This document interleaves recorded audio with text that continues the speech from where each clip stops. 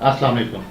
अच्छा जी, welcome to ego FX. और अब हम दोबारा नेक्स्ट वीडियो में आ गए हैं। इससे पहले जो हमारी वीडियो थी उसमें हमने अंडरस्टैंडिंग के टॉपिक के ऊपर डिस्कशन की, जिसके अंदर मैंने आपको ब्रोकर क्या होता है और इलेक्ट्रॉनिक वॉलेट क्या होता है, फिर मैंने पिप, स्लिपेज, मार्जिन, लेवरेज, सारे जितने भी टॉपिक्स थे वो सारे आपको डिस्कस करके क्लियर किए। और मैंने आपको उसके अंदर वेब ट्रेडर बताया, मैंने आपको उसके अंदर सी ट्रेडर बताया, फिर मैंने MT4 का प्लेटफॉर्म बताया, सारा कुछ डिस्कस हुआ था हमारा। अब हम आगे बढ़ते हैं और टॉपिक 3 जो है वो अब हमारा रजिस्ट्रेशन की तरफ जाता है। यानी कि हमें इस बात की अंडरस्टैंडिंग होनी चाहिए पहले से कि इसकी रजिस्ट्रेशन कैसे होती है। जब एक नया बंदा जाता है उसको कुछ नहीं पता होता, वो अपने शॉप के अंदर, जाहिर सी बात है एक नया काम होता है उसके शॉप के अंदर, वो जब रजिस्ट्रेशन करता है तो सम टाइम कोई बंदा उसको गाइडलाइन नहीं दे रहा होता, क्योंकि ज्यादातर चीजें इंग्लिश में हैं, वेबसाइट्स के ऊपर लिखी हुई नहीं समझ आती बहुत बाज लोगों को, तो उसकी वजह से वो गलतियां कर जाते हैं। अब वो गलतियां नहीं होनी चाहिए, वो क्या है? नंबर 1 कि आपने एक बात ये ज़हन में बिठानी है कि आपका एक NIC होता है, नेशनल आइडेंटिटी कार्ड। ये आपकी शिनाख्त होती है, जो कुछ भी होता है वो इसके नंबर से होता है। तो ये बहुत इंपॉर्टेंस रखता है आपकी जिंदगी के अंदर, ये आपका नंबर है। इसी तरह ऑनलाइन भी आपका एक NIC होता है। अब जो ऑनलाइन NIC है वो मैं एग्जांपल के तौर पे ये बता रहा हूं कि वो होता है आपकी जीमेल की आईडी, यानी कि आपकी जो ऑनलाइन आपकी जो ईमेल एड्रेस है वो आपकी बेसिकली आईडी है। और जीमेल इसलिए है कि gmail.com बेसिकली करके आ रहा है कि क्योंकि गूगल ने बहुत ज्यादा कंट्रोल कर लिया है। इतना कंट्रोल तो याहू के पास भी नहीं है, क्योंकि गूगल आपकी लोकेशन को सर्च कर रहा है नंबर 1, तो लोकेशन से आपको क्लियर कर देता है, ठीक है।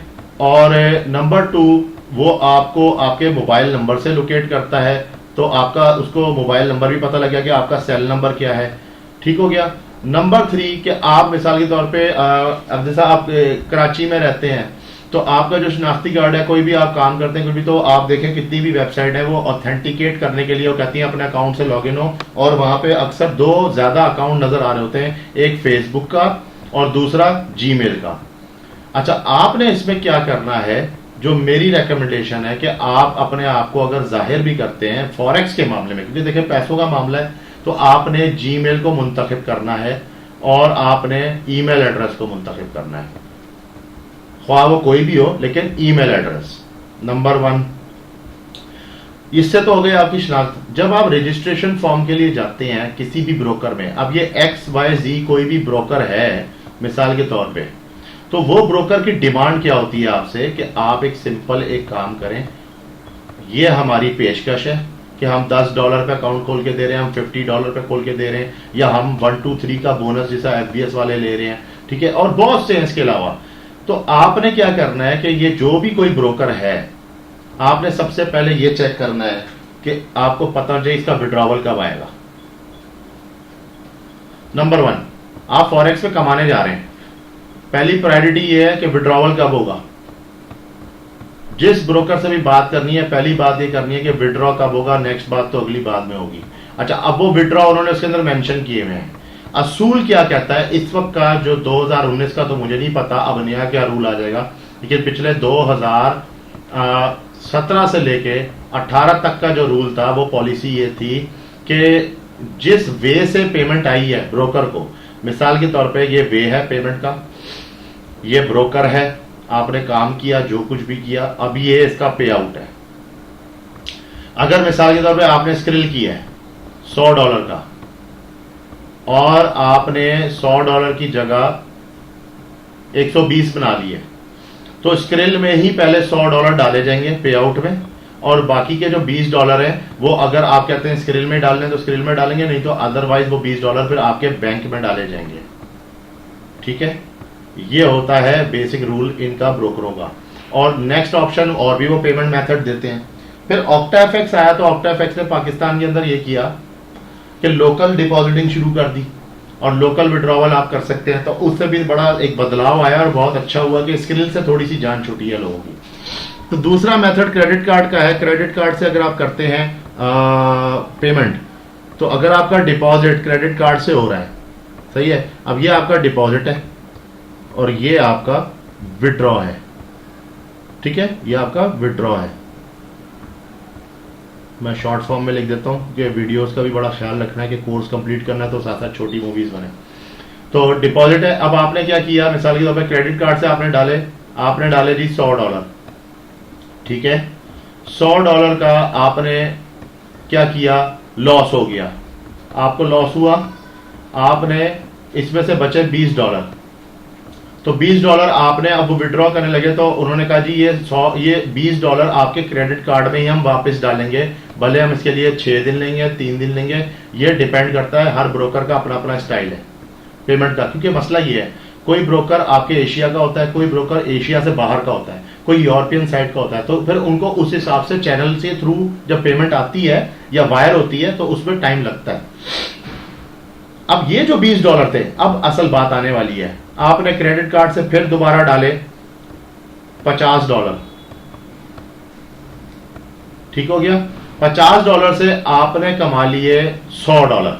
अब इस दफा आपने कितने कमाए, $100।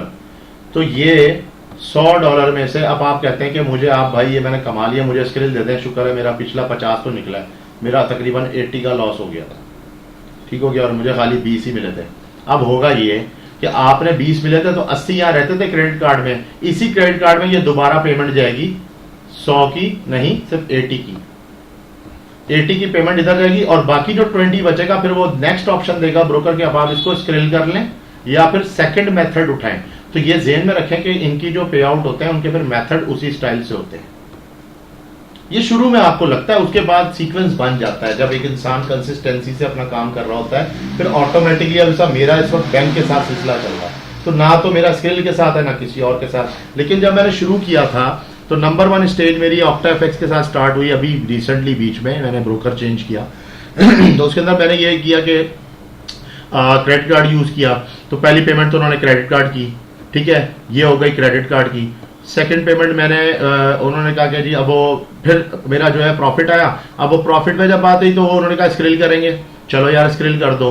अच्छा स्क्रिल होता रहा, स्क्रिल से मैंने क्या किया, मैं आगे स्क्रिल से आगे उसमें मोबिलिंग जैज कैश का ऑप्शन था पाकिस्तान के लिए, तो मैं जैज कैश यूज करता रहा, वो मुझे ज्यादा अच्छा लगता था और वो जरा क्विक हमारा काम हो गया जैज कैश। अच्छा जी, उसके बाद इन्होंने कहा अब जैज कैश भी नहीं हो सकता क्योंकि उनकी लिमिट होती है, वो लिमिट उन्होंने कैंसिल करते चले गए। अब उन्होंने कहा जी फाइनल लिमिट ये है क्योंकि आपका प्रॉफिट फिर आ गया है, अब आप इस दफा जो है ना अब बैंक में लेंगे। और जब से लेके अब तक वो बैंक में चल रहा है, एक ही बैंक दिया था, उस बैंक का अकाउंट जो है उसमें क्या क्या जरूरी चीजें हैं वो मैं आपको सब अभी बताता हूं। तो बैंक के अंदर जब दिया तो अब सो ऑन अभी तक वो बैंक में ही चल रहा है, कोई कमीशन नहीं कट रहा, कोई कुछ नहीं हो रहा, क्योंकि वो एक ब्रोकर अच्छा है, ब्रोकर की तरफ से मुझे ये ऑप्शन मिला हुआ है। जब ब्रोकर चेंज करना होगा, कोई और अच्छी ऑप्शन मिलेगी तो जाहिर है मैं भी अपना चैनल चेंज करूंगा। तो ये तो एक बात की बात है। अब हम आगे बढ़ जाते हैं। अब बात हो रही थी बैंक की। आपने नंबर 1 रजिस्ट्रेशन के अंदर जो पहला जरूरी काम है वो क्या है कि आपकी ईमेल आईडी परफेक्ट और सॉलिड होनी चाहिए, ठीक है जी। नंबर 1, उस ईमेल आईडी की जो प्रोफाइल है, अगर तो वो प्रोफाइल आपका नाम और आपका मोबाइल नंबर, यानी कि आपका नेम, ठीक है, उसकी प्रोफाइल के अंदर, ईमेल की प्रोफाइल के अंदर नेम, फिर आपका मोबाइल नंबर, ताकि लोकेशन हो जाए ना, लोकेशन क्लियर हो जाए। और तीसरी चीज नेम, मोबाइल नंबर, और तीसरी चीज जो है वो अल्लाह भला करे मेरे जेहन से निकल गई है अभी बातें करते करते, बहरहाल अभी जैसी जेहन में आती है तो मैं आपको बताता हूं। तो ये चीजें आपने जो है ना लाजमी जेहन में रखना है कि ये आपकी ईमेल आईडी से क्लियर होनी चाहिए, कि ईमेल आईडी में आपका नाम क्लियर हो, आपका मोबाइल नंबर क्लियर हो, ठीक है ना, ये ईमेल आईडी में प्रोफाइल के अंदर डाला हुआ हो, और आपका एड्रेस, ये बड़ी इंपॉर्टेंट चीज है। ये हम क्या करते हैं जब ईमेल बनाते हैं ना, तो बहुत सारी चीजों को हम निग्लेक्ट कर देते हैं। हमें ये होता है कि यार जैसे हमारे घर कोई आ जाएगा, ऐसा कुछ नहीं है। ये चीजें बिल्कुल अंडरस्टूड होंगी तो यकीन करें ऑनलाइन आगे फ्यूचर में आपको कभी कोई मसला नहीं आने वाला। चौथी चीज जो है वो है date of birth. Date of birth जो है वो आपकी बिल्कुल एक्यूरेट होनी चाहिए, जो ये बताती है कि आपकी एज क्या है, क्योंकि बाहर मुल्कों में एज फैक्टर को बहुत ज्यादा काउंट किया जाता है और उसके ऊपर बहुत से बेनिफिट्स भी हैं, तो ये आपने जरूर उसमें डालनी होती है। और आपका जो सीक्रेट पासवर्ड होता है बेसिकली वो आपका डेट ऑफ बर्थ होता है, तो ये आपने इसका बहुत ख्याल रखना है। नेक्स्ट फिर आप जब रजिस्ट्रेशन में आगे जाते हैं, अब वो नेक्स्ट प्रोसीजर क्या है, जब आपका ईमेल हो गया क्लियर, ठीक है जी, ईमेल के बाद अब परफेक्ट आपका सेकंड पार्ट क्या आने वाला है कि कोई भी ब्रोकर हो, आपने जब रजिस्ट्रेशन करनी है तो आपने उसके अंदर ईमेल को क्लियर कर दिया, आपने अपने नाम को बड़ा क्लियर रखना है। नाम ये क्लियर रखना है कि अगर ईमेल के अंदर नाम, मिसाल के तौर पे मेरा नाम है अमान उल्लाह खान, ठीक है जी। अब अमान उल्लाह खान यूं भी लिखा जा सकता है एक साथ, ठीक है जी, अमान उल्लाह खान, और खान हो गया सरनेम। और दूसरा तरीका इसका यह है कि इसको ब्रेकअप करके भी लिखा जा सकता है कि अमान जो है वो अलग से लिख दिया गया आपने, ठीक है। ये हो गया अमान फर्स्ट, फिर हो गया उल्लाह, ये हो गया मिडल नेम हो गया, और थर्ड में आ गया जी खान, ठीक है।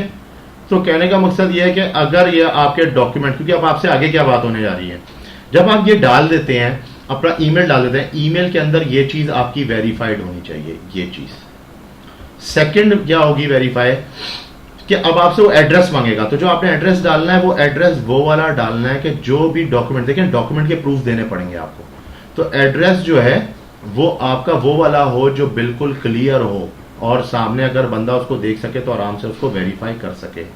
इससे आपकी लोकेशन वेरीफाई होती है। मोस्टली तो ब्रोकर्स के अंदर यही प्रोसीजर है। अब जब आप रजिस्ट्रेशन के लिए जाते हैं, रजिस्ट्रेशन में वो आपसे बोलते हैं डॉक्यूमेंट नीडेड। अब डॉक्यूमेंट कौन से हैं, आपने नाम लिख दिया, हो गया, email, date of birth, mobile, सब कुछ डाल दिया। वेरीफाइड डॉक्यूमेंट, वेरीफाइड डॉक्यूमेंट में आपने यूज कर सकते हैं अपना NIC, आप यूज कर सकते हैं ड्राइविंग लाइसेंस, ठीक है। ये चीजें आपने अपने जेहन में रखनी है कि ये आगे आके आपको यूज में आ सकती हैं, ठीक है। अच्छा, ड्राइविंग लाइसेंस हो गया, ड्राइविंग लाइसेंस के बाद आप उसके अंदर गैस का बिल डाल सकते हैं, ठीक हो गया। अब ये वो चीजें हैं, यूटिलिटी बिल कोई भी हो गया, आप अपने मोबाइल का बिल डाल सकते हैं जो मेंशन करता हो। अब ये चीजें क्या हैं, ये वो चीजें, NIC आपका नाम, आपका NIC आपका नाम करता है, आपका एड्रेस करता है क्लियर। ड्राइविंग लाइसेंस भी आपका नाम करता है और आपका एड्रेस करता है क्लियर। गैस का बिल भी इसी तरह आपका नाम और एड्रेस क्लियर कर देता है। तो ये तो गया डॉक्यूमेंट प्रूफ नंबर 1 क्लियर। आप ब्रोकर की तरफ से पहले पार्ट को तो क्लियर कर गए, जो पहला फेज है। सेकंड फेज में ले जाएगा आपको वो। अब सेकंड फेज क्या है, एक बात ज़हन में रखें, अगर NIC में अमानुल्लाह खान जुड़ के लिखा हुआ है और आपने यहाँ पे अमानुल्लाह खान सेपरेट लिख दिया है, तो आपका केस शुरू से ही खराब है। ये ज़हन में रखिएगा, कोई भी चीज मिसमैच नहीं होनी चाहिए, किसी भी चीज की स्पेस तक का ख्याल रखना है आपने। ये कल को आपके लिए फिर मसला वेरीफाई में बनता है। एड्रेस भी इसी तरह देखना है आपने, हर चीज का ख्याल रखना है। नंबर 2 जिस आप ऑप्शन में जाने वाले हैं, अब नंबर 2 आपसे वो ऑप्शन पूछेगा कि पहला तो आपका वो क्लियर हो गया। नंबर 2 अब आप आता है डिपॉजिट करने का मेथड, उसको वेरीफाई कर रहे हैं। अगर तो पेमेंट बैंक से हुई भी है, किसी चीज को वेरीफाई की जरूरत नहीं है, बैंक खुद ही वेरीफाई कर देता है। बैंक आपसे वैसी सारा इंफॉर्मेशन डाटा लेके तभी अकाउंट खोलता है, तो ये सारी चीजें तो उसमें हो जाएंगी वेरीफाई। लेकिन अगर डिपॉजिट का तरीका ई-वॉलेट के जरिए, यानी कि इसके जरिए हो रहा है, तो ई-वॉलेट के जरिए आपने क्या करना है कि आपकी जो वेरिफिकेशन है उसमें आपके अंदर पहले आपका ईमेल वो वेरीफाई करेंगे कि ईमेल आया, इन्होंने जो हमें लिखवाया है वही ईमेल इनका स्क्रिल में भी आ रहा है, स्क्रिल से वो वेरीफाई करेंगे। स्क्रिल की जो टीम होगी वो इनको वेरीफाई करके देगी। फिर वो ये देखेंगे कि पेमेंट मेथड ये था कि स्क्रिल से पैसे आए हैं तो स्क्रिल में ही जाएंगे, ये तो मैंने आपको समझा दिया। लेकिन जो डिपॉजिट, अगर आपने ब्रोकर को डायरेक्ट डिपॉजिट दिया हुआ है क्रेडिट कार्ड से, ठीक है, क्रेडिट कार्ड से अगर आपकी पेमेंट हुई भी है, ठीक है, क्रेडिट कार्ड से अगर आपकी पेमेंट हुई भी है, तो आपने क्या करना है, अल्लाह भला करे, आपने एक और डॉक्यूमेंट प्रूफ देना है। अब डॉक्यूमेंट प्रूफ क्या है, वो आपका जो क्रेडिट कार्ड होगा, उस क्रेडिट कार्ड की बैक साइड के ऊपर एक इस तरह से पट्टी होती है, उस पट्टी के नीचे, ब्लैक पट्टी के नीचे एक थोड़ी सी जगह होती है, व्हाइट कलर का हिस्सा होता है, उसमें आपने अपना सिग्नेचर करना होता है, ठीक है, ये आपका सिग्नेचर होता है। और उसी जगह पे एक 3 हिस्सों का नंबर लिखा होता है, 1 2 3, यानी कि 3 हिस्सों के 3 नंबर होते हैं। ये नंबर जो है ये आपका सीक्रेट पासवर्ड होता है, ये सीक्रेट चीज होती है, ये आपने किसी को भी जिंदगी में नहीं देनी भाई, ये आप किसी को भी नहीं देंगे, ये आपके इस्तेमाल के लिए ऑनलाइन यूज में, ये आपका ऑनलाइन पासवर्ड होता है। अपना कार्ड किसी को भी दें, पहली बात तो दें ही ना। अगर आप किसी को दें तो ये बात ज़हन में रखें कि कहीं वो आपका ये ना पढ़ ले, ठीक हो गया। और जब आप डॉक्यूमेंट का प्रूफ देंगे तो आपने इस चीज को छुपा के देना है, मगर आपका सिग्नेचर नजर आएगा, सिग्नेचर के साथ ये हिस्सा जो है आपने छुपाना है। प्लस नेक्स्ट आपने डॉक्यूमेंट प्रूफ, आपने इसकी तस्वीर खींचनी होगी। असल में तस्वीर खींचने के बाद जो फ्रंट साइड होगी क्रेडिट कार्ड की, उस क्रेडिट कार्ड के फ्रंट साइड में भी क्या होता है कि 4 हिस्सों के तकरीबन 4 दफा नंबर लिखे होते हैं, ऐसा ही है। अब जो आखिरी नंबर है ये आपने शो करने, उनको फर्स्ट नंबर शो करने, दरमियान के नंबर आपने शो नहीं करने, इनको छुपा लेना है। सिर्फ वो क्या देखेंगे, आपके क्रेडिट कार्ड पे आपका लिखा होगा नाम लिखा होगा, ठीक है, और आपका एक्सपायरी लिखा होगा। बस ये देखेंगे कि कार्ड ऑथेंटिक था, पेमेंट ऑथेंटिक मेथड से आई है और नाम बंदे का वेरीफाई हो चुका है कि उसका जो नाम है वो क्लियर है, यानी कि उसका नेम वेरीफाइड है। ठीक है जी, ये तरीका है। अब इस तरीके से क्या करते हैं, एक बात और मजे की बात हो, अब आप जब इस चीज को छुपाएंगे तो आप इस पर कोई कागज या टेप लगाएंगे, लेकिन जब आप तस्वीर लेने लगेंगे बैक साइड की तो ये बात ज़हन में रखना है कि ये नंबर उल्टे करके एम्बोज हुए होते हैं कार्ड के अंदर, इस तरह करके उल्टे उल्टे एम्बोज हुए होते हैं, तो ये पढ़ने में आ सकते हैं। आपने उसको प्रॉपर पूरे को पीछे से भी छुपाना है, सिर्फ आपने पीछे बैक साइड से अपना सिग्नेचर दिखाना होता है। आपका जो इंपॉर्टेंट पार्ट है वो सिग्नेचर है, और बैक साइड से वो इस कार्ड को पढ़ लेते हैं, ये कौन सा है, HBL का है, सिल्क का है या क्या है, उनसे उनको पता लग जाता है ये कार्ड ओके है जिससे पेमेंट मेड हुई है। अब नेक्स्ट ये होगा कि जब आपकी पेमेंट हो गई, आपने ऑनलाइन फॉरेक्स की, सब कुछ किया, अब आप विड्रॉ करना चाहते हैं, तो विड्रॉ में पहला फर्स्ट मेथड जो है वो रूल के मुताबिक आपके कार्ड में ही पैसे वापस जाएंगे। ठीक है, जितने आपने लिए थे, आपने $100 लिए थे तो $100 वापस उसमें जाएंगे। अब वो जाएंगे 2 दिन में, 3 दिन में ठीक हो गया, तो उसके बाद ही इसके अंदर मजीद कार्रवाई होगी। अब जब ये चले जाएंगे, अब आपने मिसाल है आपने डिपॉजिट निकाला $500 का, तो $100 तो आपका इसमें चला गया, बाकी का जो 500 होगा वो शो करेंगे कि $400 अब हम आपको रिमेनिंग जो है, अब आप सेकंड मेथड हैं, तो उनके वहां विंडो में सेकंड मेथड आ रहा होता है, उसमें वो ऑप्शन पूछते हैं कि अब आपने स्क्रिल में उठाना है ये पैसा या आपने डायरेक्ट बैंक में उठाना है, या और भी कोई ई-वायर अगर सिस्टम है तो उससे बता दें। तो स्क्रिल ही लोग ज्यादातर करते हैं, या फिर लोग बोलते हैं डायरेक्ट बैंक कर दो। अगर आप डायरेक्ट बैंक करते हैं, ये डिपेंड करता है ब्रोकर की फीस को लाजमी पड़े। अब होता क्या है, अब मैं जा रहा हूं जरा आपको ब्रोकर की तरफ लेके, ताकि आपको जरा बात की सही से समझ में आए। अब हम एक ब्रोकर की तरफ जा रहे हैं, लेट्स सपोज ये ब्रोकर है, ठीक हो गया। अब अल्लाह भला करे हम इस वाले में आते हैं 212, जो ट्रेडिंग 212 था, चलें ये खोल के देख लेते हैं ना। इस वक्त मेरी ईमेल आईडी उठाई हुई है इसने, क्योंकि मैंने ये अकाउंट बस खाली ऐसे ही इसको देखने के लिए खोल लिया था कि कैसा है ये प्लेटफॉर्म इन्होंने जो बनाया है और ये क्या है, ये लोग प्राइस लेते हैं, क्या चक्कर है। तो उस वजह से तो ये मैंने देखे, मैंने इसको अपनी ईमेल से उठाया, इसने मुझे मेरी ईमेल से पिक कर लिया, लेकिन अभी तक मैं इससे वेरीफाइड नहीं हूं। अगर मैं वेरीफाइड होता यहां मेरा नाम आ जाएगा लिखा हो। तो इस तरह आपने इस बात का बहुत ख्याल रखना है कि जब आप ब्रोकर के लिए करेंगे। अब मैं ब्रोकर के इसमें जाता हूं,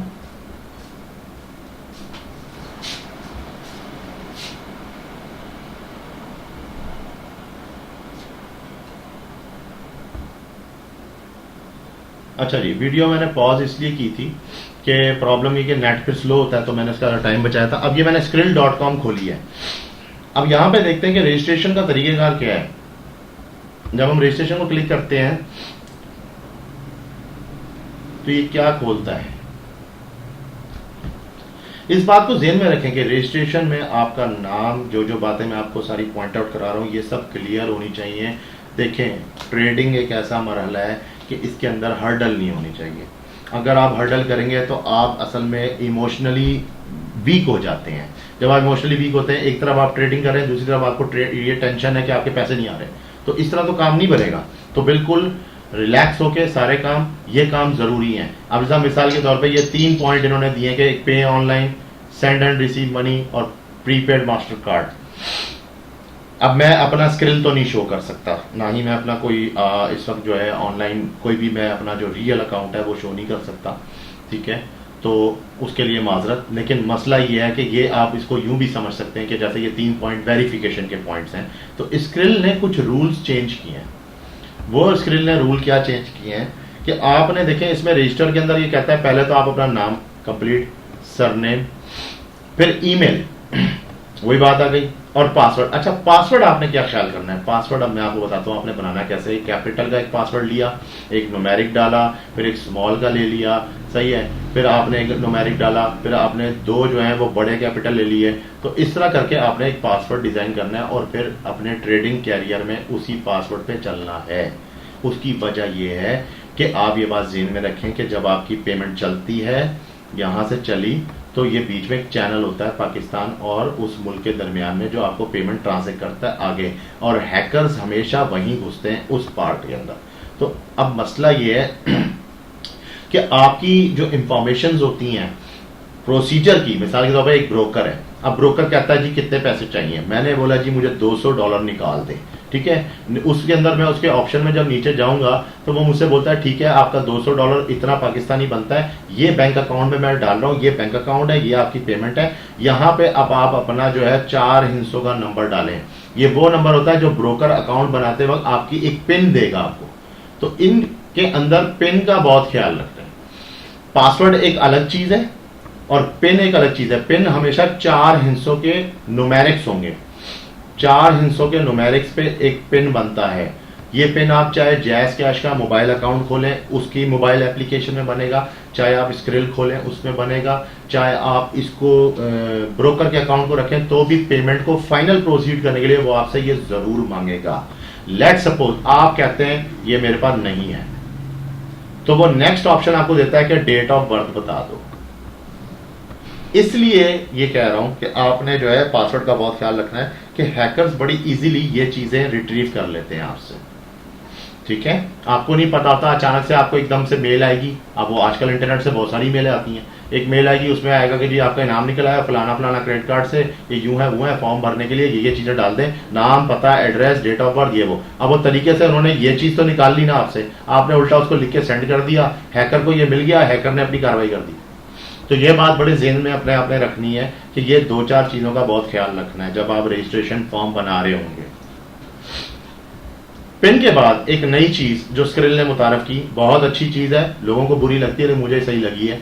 आपने अपना नाम सब कुछ डाल दिया। अब स्क्रिल में आप पैसे डिपॉजिट कर रहे हैं, आपने कार्ड को यूज किया, जिस कार्ड को आपने यूज किया, पहली बात स्क्रिल में वो वीजा होना चाहिए। अब मास्टर कार्ड अब खत्म कर दिया गया है। मास्टर कार्ड से पेमेंट, मास्टर कार्ड से पेमेंट आप डायरेक्ट ब्रोकर को तो डाल सकते हैं, मेरा ख्याल अब वो भी आहिस्ता आहिस्ता ब्रोकर भी बंद कर रहे हैं। तो मास्टर कार्ड से अब डायरेक्ट पेमेंट ब्रोकर भी नहीं लेगा, ठीक है। मास्टर कार्ड आपके अंदरूनी मुल्क में चलेगा, लेकिन इंटरनेशनल लेवल पे ये क्योंकि कुछ ऐसे साइबर अटैक्स हुए हैं जिनकी वजह से इसको बंद किया गया।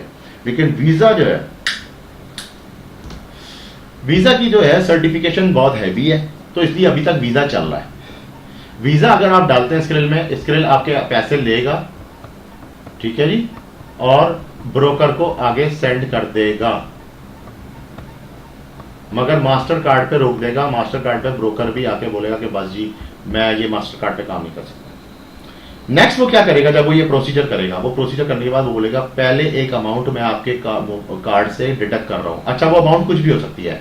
वो ये बताएगा कि मैं $1 से लेके $2 इतने सेंट तक की अमाउंट कुछ भी आपके इस कार्ड से निकालूंगा, और उसको निकालने के बाद जब मैं ट्रांजैक्शन करूंगा तो मेरी ट्रांजैक्शन का एक 4 हिस्सों का नंबर होगा, कुछ भी हो सकता है वो XYZ।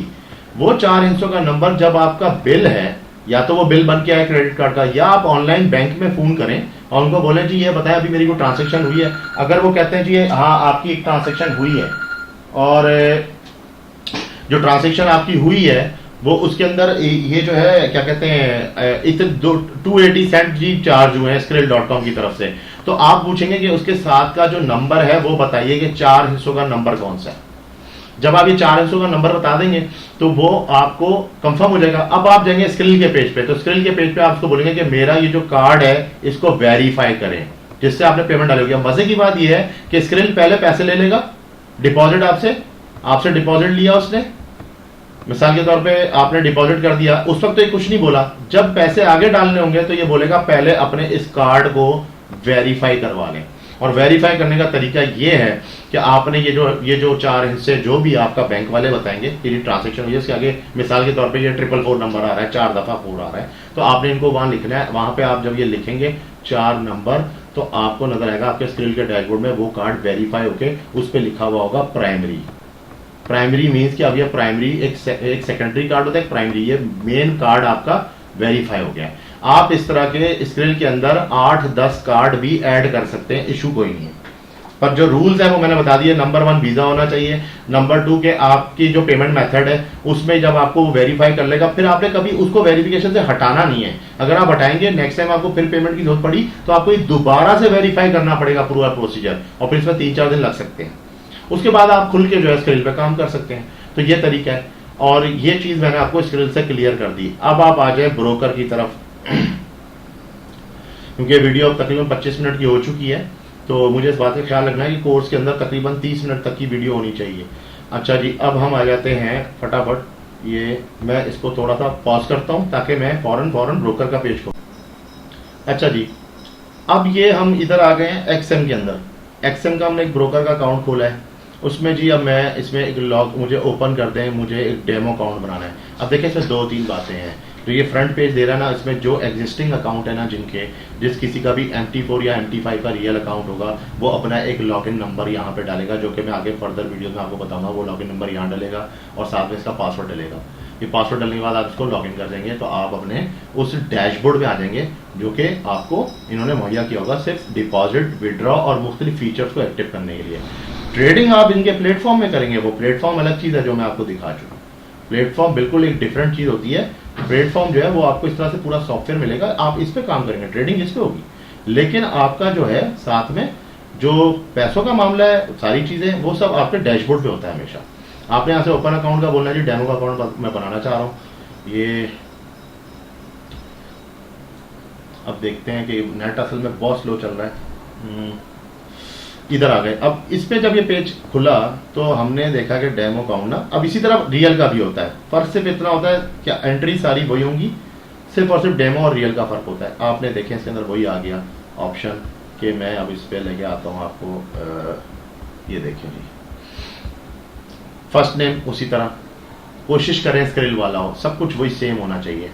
सही है, सारी आपकी जो शहर का हर चीज का क्लियर होना चाहिए। ठीक हो गया। अच्छा, एक और बात, यहाँ पे आप 0 का लफ्ज नहीं डालेंगे। आपका +92 हो चुका है तो डायरेक्ट आपने आगे से अपना जो 3 के साथ नंबर स्टार्ट होता है ना, मोबाइल वो डालना है आपने। ईमेल एड्रेस डाल दिया। अच्छा जी, आपकी जो प्रीफर्ड लैंग्वेज है, ये इस वजह से लैंग्वेज पूछते हैं क्योंकि जब आप इनका ऑटो चैट स्टार्ट करते हैं तो ऑटो चैट उनको बताता है कि बंदा जो सामने बैठा है वो पंजाबी है, पठान है, या वो उर्दू बोलने वाला है या इंग्लिश बोलने वाला है, तो उसके मुताबिक ही फिर नुमाइंदा आपको हाजिर हो जाता है। जब आप और आगे जाते हैं, अब ट्रेडिंग अकाउंट डिटेल्स हैं, उसके अंदर आपको अकाउंट कौन से वाला चाहिए। अब ये आगे से मजीद आपकी डिटेल पूछ रहा है, ये कह रहा है कि आपको अकाउंट कौन सा चाहिए। आप यहाँ पे आ गए MT5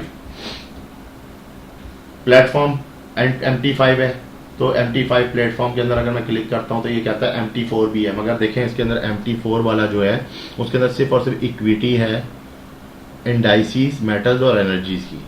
ठीक है, और यहाँ पे जो है CFD में इन्होंने स्टॉक्स भी दे दिया हुआ है। MT5 के अंदर आपको स्टॉक्स का भी ऑप्शन मिल रहा है। अगर आप स्टॉक्स पे थोड़ा सा काम करना समझते हैं, या आपको कोई ऐसा स्टॉक है जो लगता है कि आजकल मार्केट में फ्लो ज़्यादा अच्छा है, उसका आपको नॉलेज बहुत अच्छा है, तो आप MT5 यूज़ कर लेंगे, आप पे डिपेंड करता है। स्टैंडर्ड टाइप यानी कि लॉट साइज क्या होगा, 1 लॉट जो होगी वो तकरीबन 1 लाख के बराबर होनी चाहिए।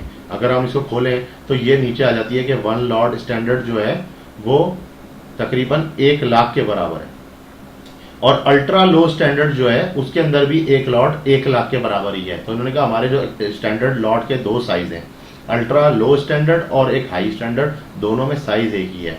लीवरेज इन्होंने बताया कि हमारे पास 1.888 भी है, यानी कि 1500 के बाद 800 मैक्स होती है, इन्होंने 88 की सबसे हाईएस्ट लेवरेज को शो किया, और सबसे शॉर्ट लेवरेज ये नीचे से इनकी चलती आ रही है। आप इसको जान के बहुत से लोग मैक्सिमम 200 पे रखते हैं जब अपना ये सफर स्टार्ट करते हैं, और मैं इस वक्त तकरीबन 500 पे खुद हूं, मैं भी 800 तक इस्तेमाल नहीं करता। फिर इन्वेस्टमेंट अमाउंट आती है और फिर वो आपको पूछता है आप कितने पैसे डाल रहे हैं। अब इसमें तो डायरेक्ट मिनिमम जो आ रही है वो 1000 आ रही है। अब कोई ऐसा अकाउंट जो $100 पे खुलने वाला होगा तो वो अपनी अमाउंट 100 शो करेगा। यहाँ आके अपने सिर्फ और सिर्फ कोई पासवर्ड डालना है जो आपने स्क्रीन पर डाला हुआ है, या जो आपका हार्डेस्ट पासवर्ड हो, जो आपको याद रह सके, बस आपने वो रखना है, आपने एग्री करना है और आपने ओपन डेमो अकाउंट करना है। जब आप इसको क्लिक करेंगे या आपको एक पेज पे ले जाएगा जहाँ पे बोलेगा डाउनलोड करें मेरा MT4। आप उसका MT4 डाउनलोड करेंगे, उसके बाद आपके इसके डैशबोर्ड से काम खत्म। ये बिल्कुल सिंपल रजिस्ट्रेशन का मैंने आपको मेथड समझा दिया। ब्रोकर को कैसे चेक करना है, रेगुलेशंस क्या हैं, वो आप कहीं पे भी चले जाएं, सबकी रेगुलेशन एक ही आ रही होती है। देखें, बात बड़ी सीधी सी है, एक बात मैं आपको आज क्लियर करूं, ये शायद आपको किसी वीडियो में किसी ने बताया हो या नहीं बताया हो। जितने भी ब्रोकर हैं, जब आप इनका लास्ट पेज खोलेंगे ना, नीचे ढेर सारे बैंकों के नाम आ रहे होते हैं। बस ये समझ लीजिए कि वो ब्रोकर फिर इतने सारे बैंकों के साथ काम कर रहा है। और इंटर बैंक्स आपकी लगी हुई ट्रेड के हमेशा मुखालिफ जाता है, ये बात ज़हन में रखिएगा। यही कोर्स है, असल कोर्स ही यही है कि शुरुआत तो अभी मैं आपको यहाँ से लेके जा रहा हूँ, लेकिन जब मैं आगे आपको फाइनल वाले कोर्सेज पे लेके आऊँगा ना, तो आपको अंदाज़ा होगा उन लोगों को भी जो ऑलरेडी ट्रेडिंग कर रहे हैं कि वो बहुत से तो मुझे साइको भी कहते हैं कि ये बंदा साइको हो गया। लेकिन बात फिर वही आती है कि जब मेरी ट्रेड प्रॉपर टीपी हिट कर जाती है तो फिर वो बेचारे मुझे कुछ कह नहीं सकते, और फिर मैं इंतजार में होता हूँ कि अब ये मुझे दोबारा बोलें कि मैं साइको हूँ या नहीं हूँ। क्योंकि कहने का मकसद ये कि देखें, इंटर बैंक्स हमेशा आपके मुखालिफ क्यों जाते हैं। आप यहाँ पे ट्रेड लेते हैं, आपने कॉन्ट्रैक्ट का साइज दिया 0.01, ठीक है, आपके साथ इल्यूजन पूरी दुनिया का जुड़ा हुआ है। आप इसको एक एवरेज फार्मूले में ले लें तो तकरीबन 1 लाख बंदे ने इसी स्पॉट के ऊपर ट्रेड लगा दी हुई है। क्या मतलब, ये आपको क्या पैसे देने के लिए बैठे हैं? ये इसलिए पीछे हेज फंड्स ला रहे हैं और सारा कुछ कर रहे हैं इंटर बैंक्स वाले। ये ऐसा नहीं है, ये आपको थोड़ी पैसे देंगे। अगर इन्होंने 100% लोगों को पैसे दे दिया तो ये तो घर पे बैठ जाएंगे। ये अब क्या करेंगे, मार्केट में फिर ये स्विंग्स पैदा करेंगे। ये स्विंग्स इस तरह के पैदा करेंगे कि आप बोलेंगे यहाँ से जाना चाहिए, लेकिन ये यहीं से क्या करेगा, यहीं से स्विंग करके इधर ले आएगा। जब ये चीज करेंगे तो इससे फियर फैक्टर पैदा होता है, तो 100 में से फिर 50 ले जाएंगे। जब 50 ले जाएंगे फिर 50 में से भी 30 रह जाएंगे। जब कम हो जाएंगे, आखिर में जब देखेंगे ना 10% लोग रह गए हैं इस लोकेशन के ऊपर, तो वो 10% लोकेशन के बाद फिर वो मार्केट को ऊपर ले जाएंगे जहां वो ले जाना चाह रहे थे। तो होगा ये कि उन जो तकरीबन 90% लोगों का जो पैसा होगा, वो पैसा ऑटोमेटिकली लिक्विड में चला जाएगा इंटर बैंक के पास। इंटर बैंक के पास वो पैसा चला जाएगा और वो फिर पे आउट करेगा उन लोगों को जिन्होंने उस टाइम पे ट्रेड ली होगी इंटर बैंक को देखते हुए। यही असल ट्रेडिंग का स्टाइल है, ये है असल ट्रेडिंग।